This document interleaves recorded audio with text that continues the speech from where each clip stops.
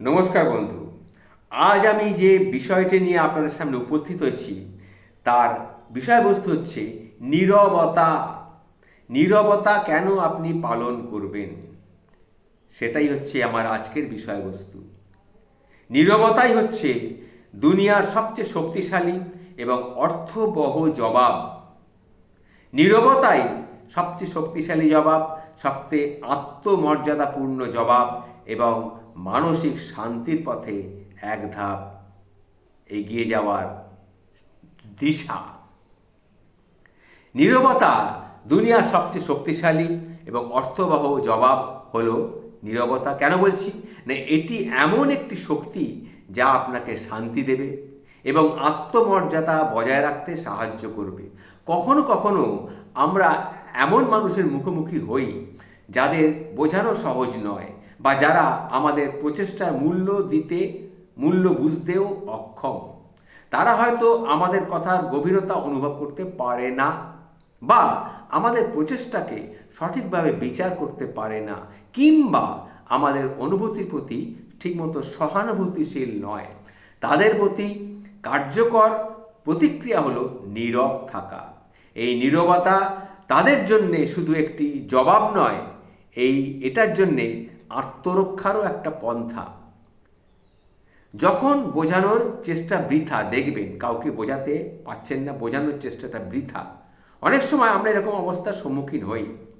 অনেক সময় আমরা এমন মানুষের সাথে সম্পর্ক তৈরি করি যারা আমাদের বাহ্যিক দিক বা সামাজিক পরিচয় দেখেই মূল্যায়ন করে। তারা আমাদের হৃদয়, আমাদের আবেগ, মানসিকতার গভীরতাকে বোঝার চেষ্টা করে না। এই ধরনের মানুষের কাছে নিজেদের ব্যাখ্যা করার চেষ্টাটা ধীরে ধীরে ক্লান্তিকর হয়ে ওঠে। তারা সব কিছুই নিজের মতো করে বুঝে নেয় এবং তাদের ধারণার যে ধারণা, সেই ভুল ধারণার মাপকাঠিতে এসে আমাকেও বিচার করে। এই পরিস্থিতির বোঝানোর চেষ্টা শুধুমাত্র সময়ের অপচয়। তাকে কিছু বোঝাতে যাবেন না, আপনার সময়ের অপচয় হবে।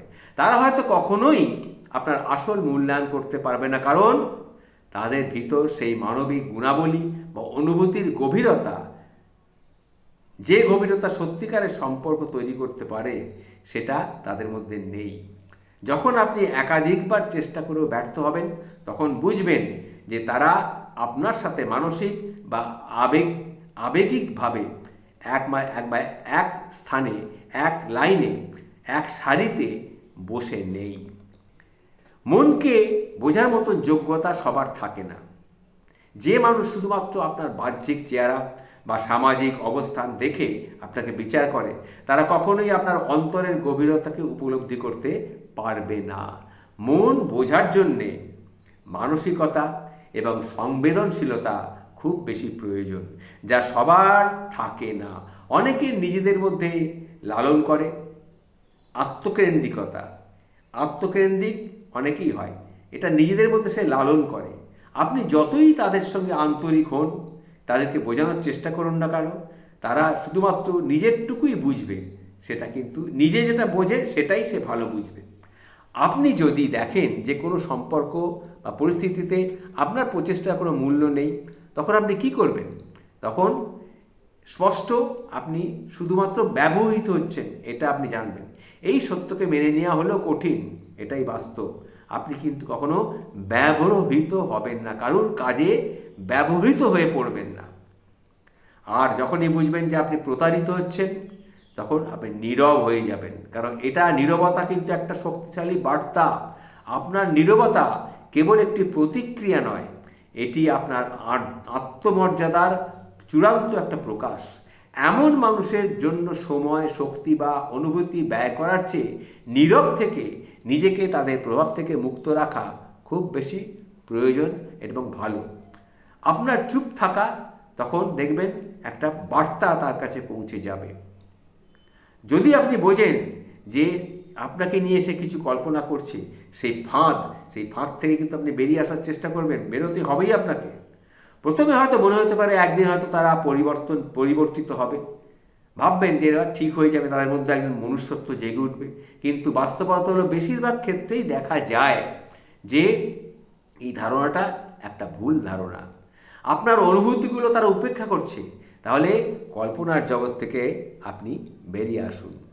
এটাই হচ্ছে আসল কথা।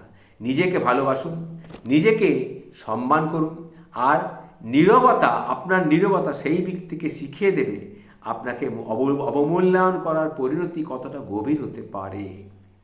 সবচেয়ে গুরুত্বপূর্ণ বিষয় হলো নিজেকে শান্ত, সুখী থাকা। একজন অযোগ্য মানুষের জন্য নিজের শান্তি হারানোর চেয়ে নিজের ভেতরের শক্তিকে পুনরুদ্ধার করা অনেক বেশি জরুরি। জীবনে এমন অনেক মানুষ আসবে যারা আপনাকে বোঝার যোগ্যতা রাখে না। তাদের সবচেয়ে বড় প্রতিক্রিয়া হচ্ছে তাদের জন্যে নীরবতা। নীরবতা কেবল একটি জবাব নয়, এটি একটি আত্মসম্মানের প্রতীক। আপনি নীরব থেকে তাদেরকে বুঝিয়ে দেবেন যে আপনার ভেতরের শক্তি অনেক বেশি, আর সেই শক্তি দিয়ে আপনি নিজেকে আরও উঁচু জায়গায় নিয়ে যেতে পারবেন। এটাই হচ্ছে আমার বক্তব্যের শেষ মূল্য। সুতরাং যখন আপনি বুঝবেন যে কাউকে বোঝানোর চেষ্টা বৃথা, আপনি নীরব হয়ে যান। এটাই আমার পরামর্শ রইল। নমস্কার, ভালো থাকবেন।